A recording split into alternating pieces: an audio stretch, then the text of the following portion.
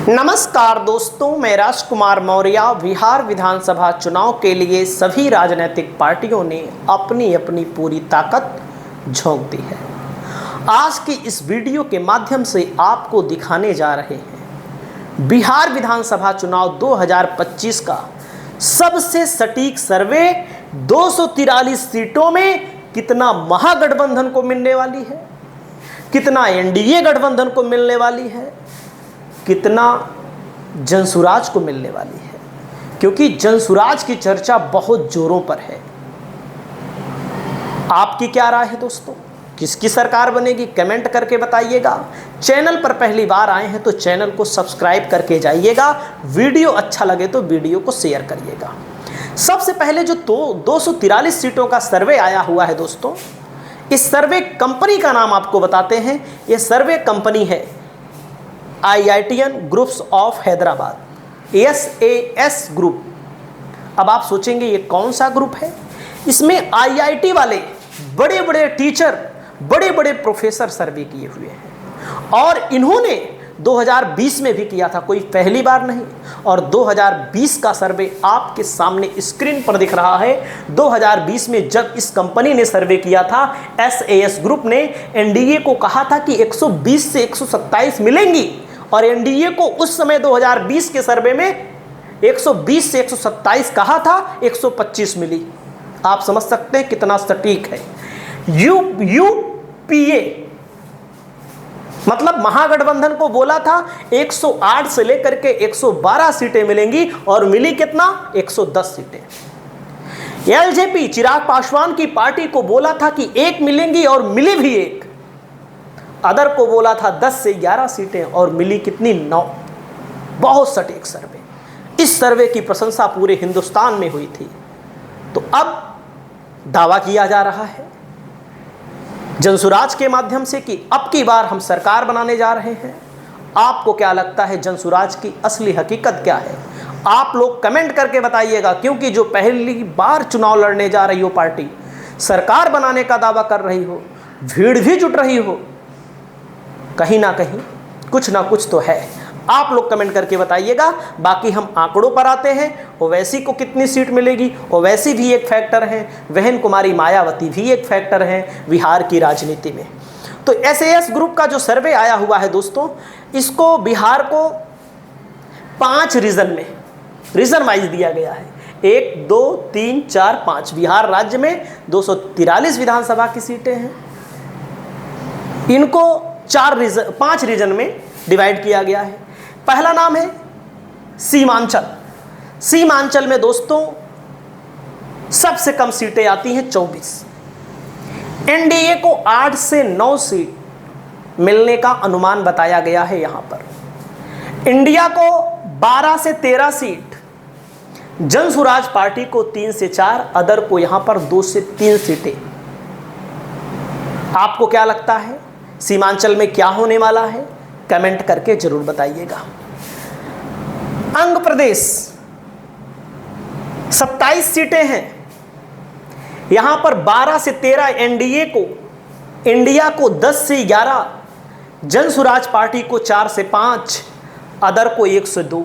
यानी कि यहां पर एनडीए मजबूत है, सीमांचल में इंडिया गठबंधन मजबूत है और जनसुराज 3 से 4 सीटें सीमांचल में और यहाँ पर 4 से 5 सीटें। वहीं पर मिथिलांचल में दोस्तों 50 सीटें आती हैं।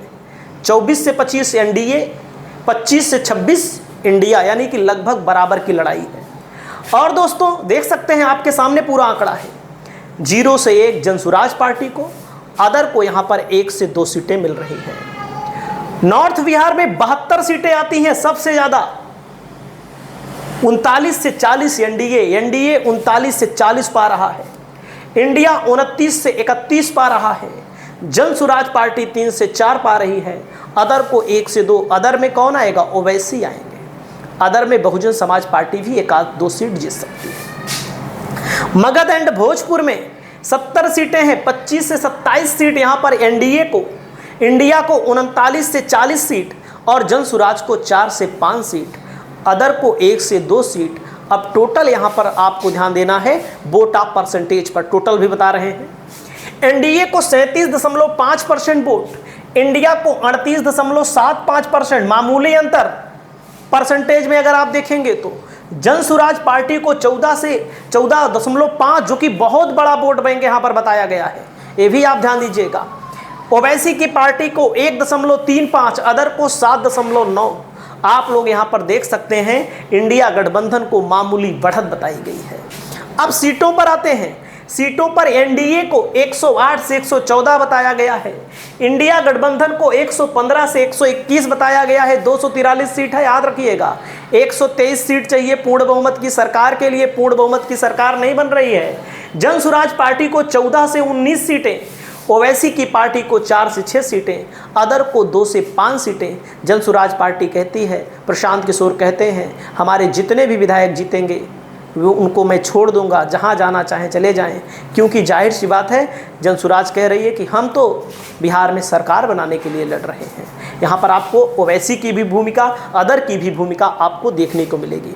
वहीं पर दोस्तों मैंने जो सर्वे बताया अभी ये सर्वे था दोस्तों, SAS ग्रुप, IITN ग्रुप का सर्वे, हैदराबाद का सर्वे, हैदराबाद की कंपनी का सर्वे। अब पोल ट्रैकर का सर्वे आपके सामने है।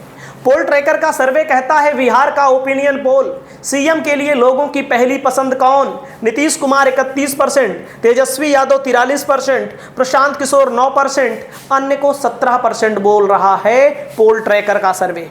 वहीं पर दोस्तों अगला नंबर आता है बिहार ओपिनियन पोल।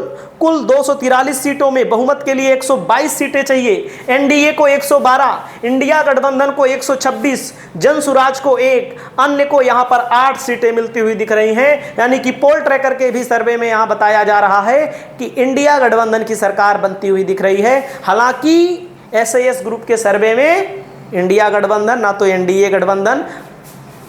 वहीं पर दोस्तों बिहार का ओपिनियन पोल कहता है एनडीए को 42.8% वोट, इंडिया गठबंधन को 44.2% वोट, जन सुराज को 2.7% वोट, अन्य को 10.3% वोट मिलने की उम्मीद है। जन सुराज के बारे में जैसा कि मैंने आपको बताया 14-14.5% वोट कह रहा है SAS ग्रुप का सर्वे, जो कि सबसे सटीक साबित होता है। यहां पर केवल 2.7% वोट।